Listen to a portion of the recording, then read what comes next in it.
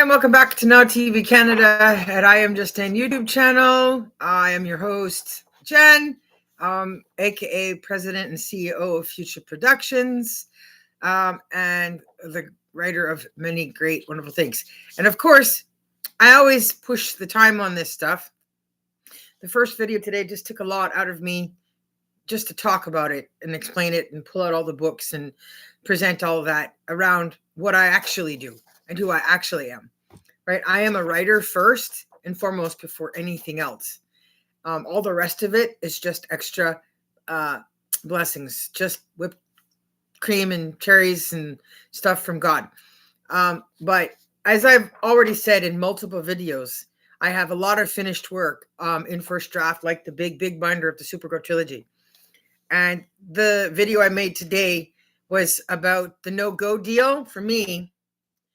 As you can see here, in the trilogy that I wrote, that clearly has Donald Trump in it. That's the first page, I think, of the first portion that mentions him, maybe? I don't know. Likely it is. I'm going to read the section that starts talking about him in the first portion. So it would be Supergirl 2.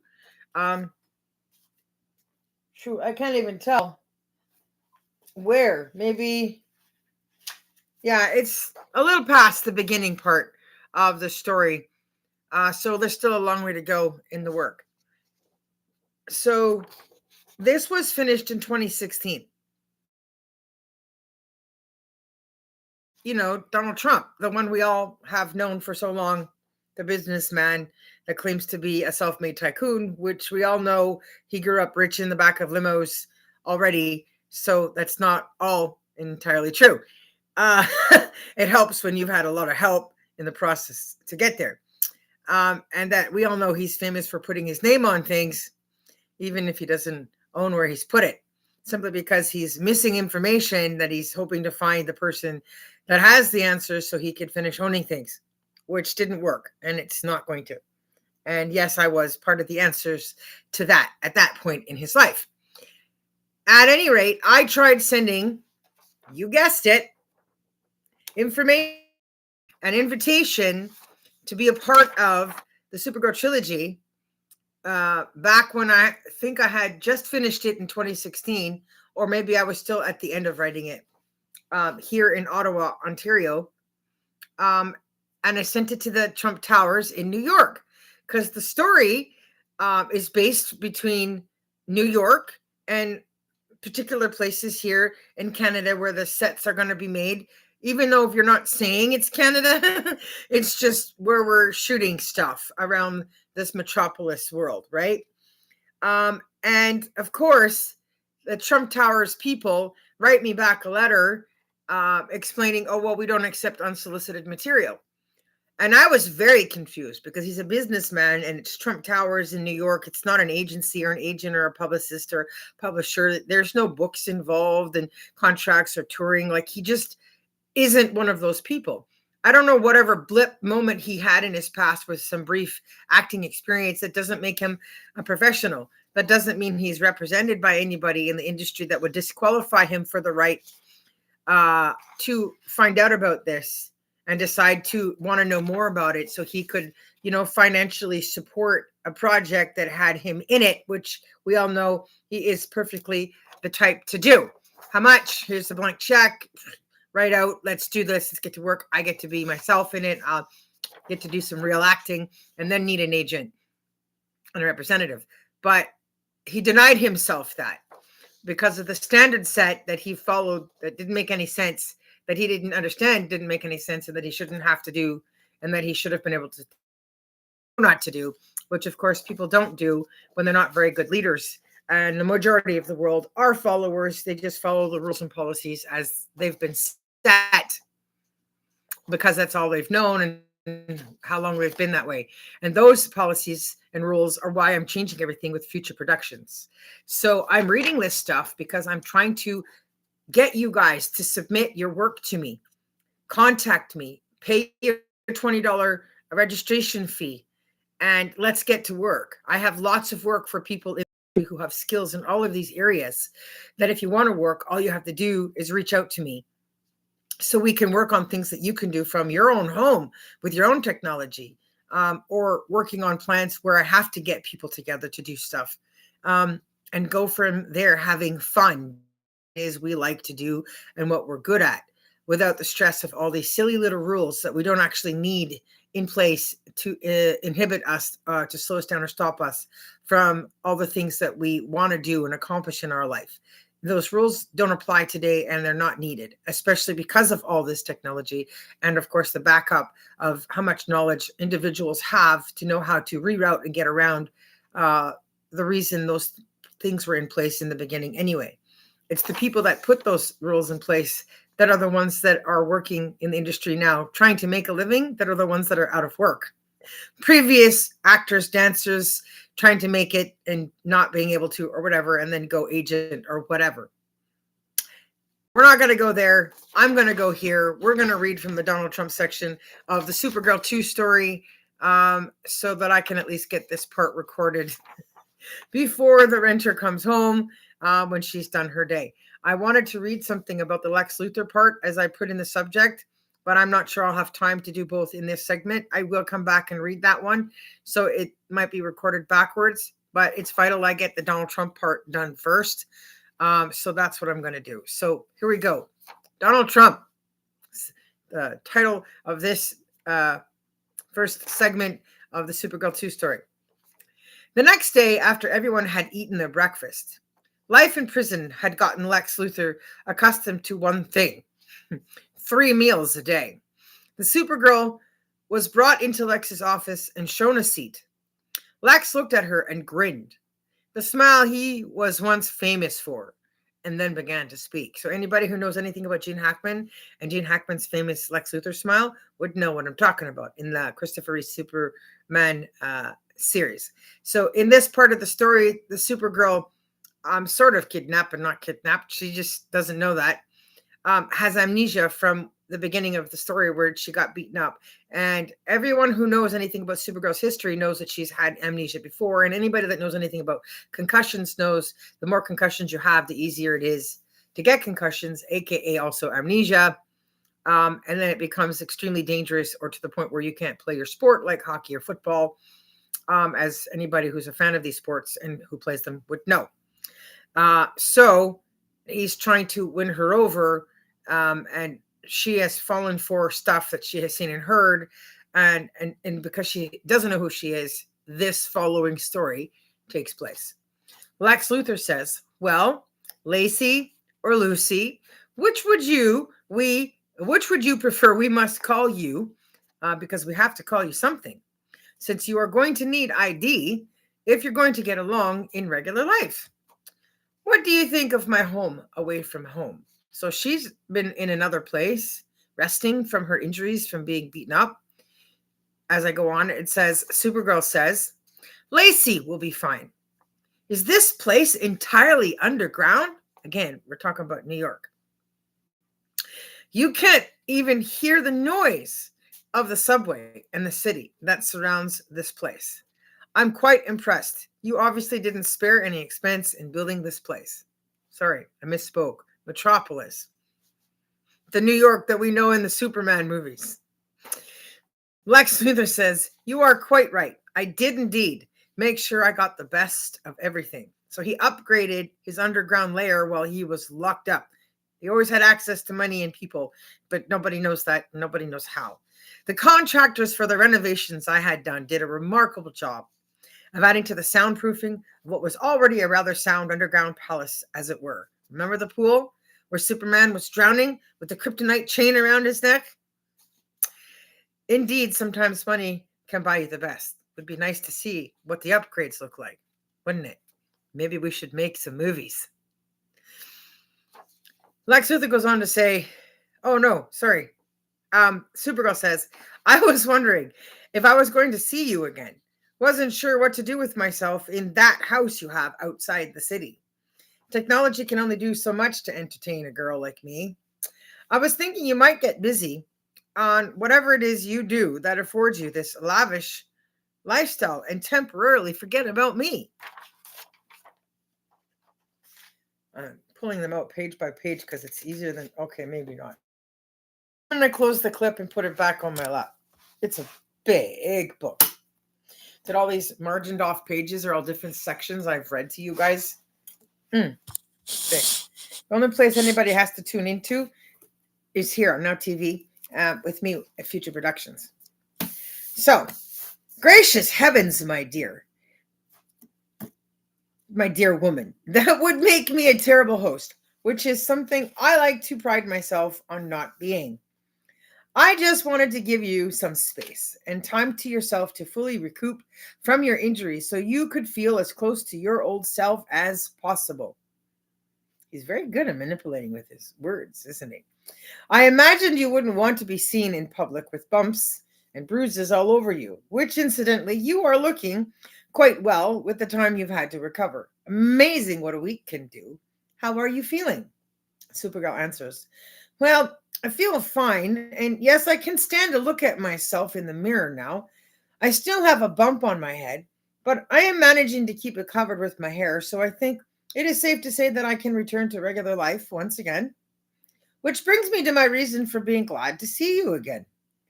When being pampered by your staff, I had a lot of time on my hands to think, watch TV, and read, thus bringing me that I wanted to discuss with you.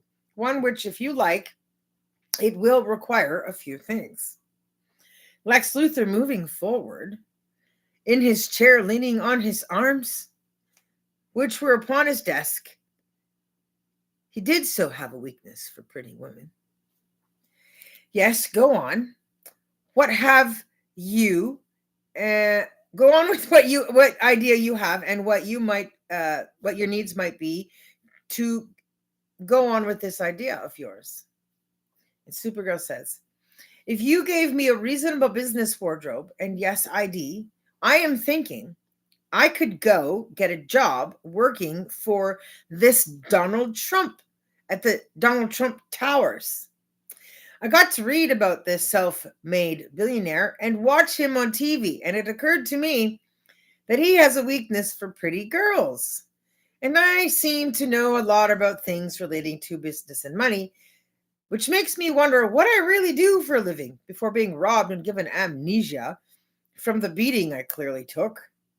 I think I can get in close enough to him at the top that he would little number on him so fast he'd never even. When balancing the books for a bank account that big, I am certain a couple million could go missing really easy and nobody would even notice. Lex Luthor says, now you are talking language. Funny you should mention this. I wasn't sure what kind of girl you were and brought you here to discuss your desires and motives to see if you were willing to use those talents you showed me when we were at my country home together. Seems to me you've gone ahead and wasted no time in clearing that up for me. But what made you feel safe enough to mention this to me? You don't know anything about me. Why would she choose a life of crime?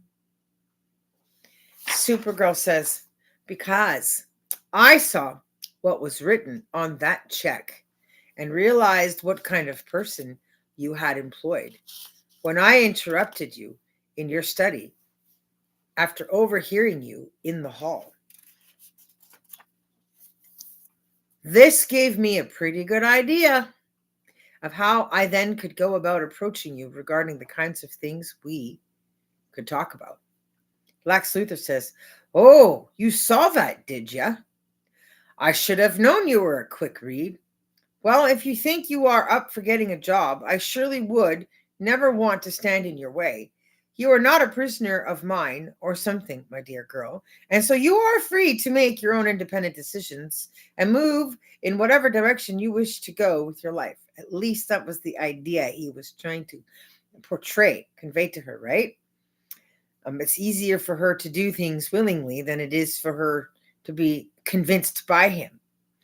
And seeing as how you're a girl, I bet you just love to go do some of that wardrobe shopping for yourself. So I can arrange it for you that my car and driver take you wherever you wish to go in Metropolis. Imagine shopping there. And give you a credit card with more than a sufficient amount for you to get your shopping needs met. You've earned a good day or two out on the town, if you ask me, for what you've been through in recent times and managed to recover from so well. You indeed are a strong soul to pull through all this and still want to return to living normal life. I think I personally would lock myself up and not want to go outside for months, but that's just me. Ha ha ha ha, Lex laughed. Supergirl says, well, I can tell you right now from sitting here, I feel like a strong person. So why not walk the walk and talk the talk? Thank you so much for hosting me this way, so graciously. I am, after all, a complete stranger, and you didn't have to do a thing for me. I would love the opportunity to familiarize myself with the city that surrounds me, after all. I've no memory of anything, so it's like being a stranger in a new place, like I'm from outer space or something. I guess I can honestly say, as I sit here and speak, that I don't remember when the last time was I took a few days off to just go shopping. They both had a laugh at that. So I do say that I think I would thoroughly enjoy myself. Downright, I think I can easily impress this Mr. Trump and his upper class staff if done right, right? The clothing. I dare say I, at the very least, will enjoy the challenge because she's a girl. Most girls like to shop. I'm not somebody that does. I panic when I have to spend too much money and there's too many options, or I don't like my choices. I tend to stop. I take whatever I have. I've learned not to put it back. Sometimes I'll put a couple things back, but mostly I'll just take what I have and I'll go pay for it and I leave with my anxiety attack when I go home. But some girls have no problem coming out with lots of bags. So if it's on him, hey, why not, right? Go spend. Lex Luthor says, well, I never would have pegged you for someone to come up with the idea of doing this for yourself. I'm quite impressed. I thought I was going to have my hands full trying to challenge you to just come and work for me, but I have to admit you surprised me by going one step further, by thinking of going to get a job working for Trump. That is not something I would have ever thought to do, respecting you. So he didn't come up with that idea at all. She is honestly the one that came up with that idea. But she saw the things he was doing that was telling her that he's got criminal activities going on, associations. And so it occurred to her, oh, maybe I'm not a good person, or maybe I'm not something of that wholesomeness. And maybe I'm here to work with him in such a manner. And then she had time to kill and research, and recognizing the Donald Trump menace beside Luthor, thought, well, how about we just play him into our hands rather than having him on our side? So she's working to his benefit without him having intentionally planned that part. You know what they say, never judge a book by this cover, she says. But I admit I think I have even surprised myself because I do not know who I am or what I am doing before what I was doing before this nasty bump on the head. However, based on my surrounding associations, I must have been in the money game because we must have mutually in common knew to contact you so as to rescue me from the dreadful hospital surroundings. And I confess I am much preferring these surroundings over that of the hospitals. Lex Luthor says, yes, indeed, I have to say that I think I've outdone myself this time. I was happy with the way it was before the changes, but now, well, it's just spectacular. I almost don't want to do anything so as to not mess with the decor. But back to the business at hand. When would you like to go on your shopping spree? I can arrange a car and driver for you as early as this afternoon sometime. Supergirl says, well, I was thinking I would first like to take advantage in enjoying the wonderful luxuries around me. After a hearty meal like the one your cook just fed me, I'd like to go for a swim and burn some of that off. I wouldn't feel quite right going to try on clothes feeling the way I do right now. So I'm thinking I won't be ready to go anywhere until around 2:30, 3 o'clock. And Lex Luthor says, perfect. I will have everything arranged for you while you swim. You can expect what you need to be ready and waiting for you to take you out onto your adventures, anywhere in the lavish city of ours that you would like to go. Obviously, with the swimming comes the option of the massages and all that other stuff because there's all these people around to cater to her, right? Who couldn't get used to that life. Supergirl says, "Thank you so much for your help and everything you've done and are doing for me. I will be sure to return the kindness. This trip around town should also help to inspire me with respect to my resume. I must put together a most successful one that is believable and one that I feel comfortable in my own shoes to pull off. It could take 2, 3, or 4 interviews just to get hired and become a part of the Trump organization. And then I have to pull off outstanding professional moves to quickly rise to the top if I am indeed to get Donald's direct attention towards me." Lex Luthor says, "Yes, you surely do have your work cut out for you, but as you know, you have my complete cooperation. I am here to help you in whatever ways I can. I have plenty of associates in which I can call upon favors from for you to have an excellent references set up when the time comes. And we know it surely will. I can only imagine the efforts that man goes through to be sure he's hiring the best. So you must be ready for whatever that might mean." Supergirl goes on to say, "I say this is starting to get exciting, but I shouldn't waste the remainder of my free time today talking about it when I can be doing something about it, like going for that swim to prepare myself for the channeling I need to do while shopping over the next few days. It has been pleasant seeing you again. Open and frank conversation. It's good to know who your friends are. It's good to know who you can trust."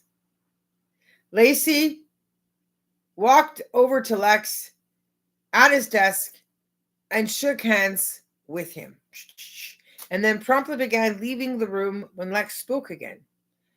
"Oh, I almost forgot. One more thing, Lacey. It is actually why I had you brought here to see me. I just want to be sure your health is really on the mend and that you are soon going to be back to your normal health, whatever that might be. Would it be too much to impose on you if I should send a blood nurse to come draw some blood so we can run some more tests just to be sure everything is as it should be?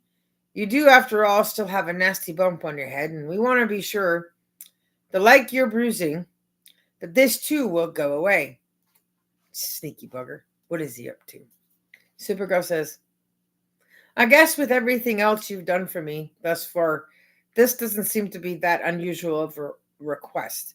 If one more blood test would set your mind at ease regarding my recovery, then I matter. You know where to find me until I leave to go shopping." Supergirl smiled and left the room. Lex Luthor was indeed in a good mood. Things were working out much easier than he had planned. "Otis! Otis!" Suddenly Lex laughed, realizing he didn't have to yell for Otis anymore. Laughing at himself, he pulled this tiny contraption called a phone out from his pocket, pushed some buttons, trying to figure out where his call list was. Then he found it. He said, "Aha!" and proceeded to call the number. When Otis answered, he demanded his sidekick come to his office to see him. For Lex, though getting a kick out of this piece of modern day advancement, still did not trust saying everything he was thinking over the airwaves. He shouldn't dare trust that he would never get caught being recorded speaking on one of these things. For he was certain where there was new phone technology, there would also new bugging technology. Right? Criminals think so like. Otis, now in the room. "Yes, boss. How can I help you?" Lex says, "Well, Otis, it seems things went better than planned. She confided in me on what her ideas were, instead of me needing to soften her up and make her come around to my.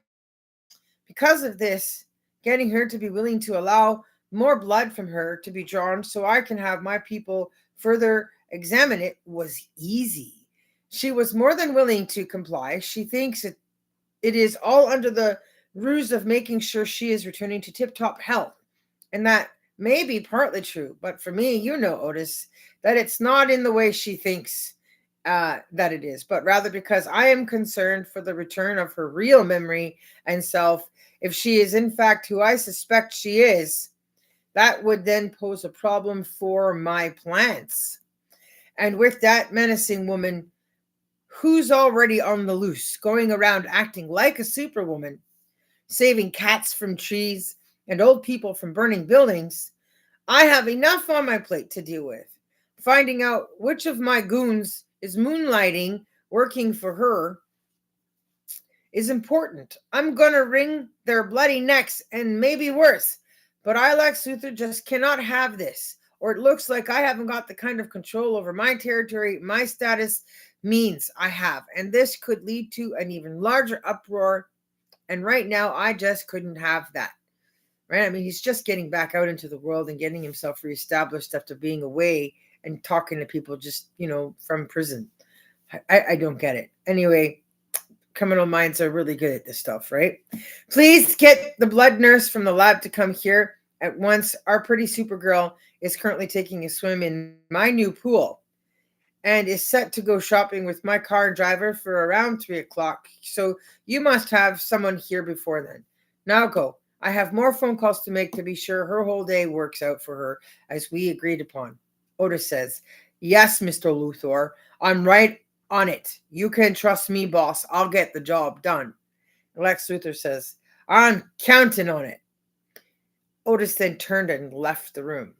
That's end scene.